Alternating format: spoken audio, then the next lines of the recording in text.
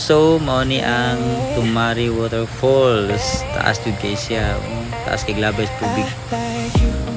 Tapos na mga tao dito, og na ako mga kauban nga adto dito, gibiyaan ako nila. So kailangan ko mo sunod sa ilaha kay mo tanaw din sa inaadto sa taas.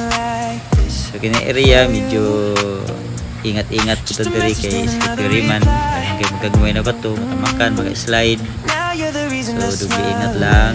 Tapos katunon po siya kay medyo taas-taas po. May mga bato na rin ko.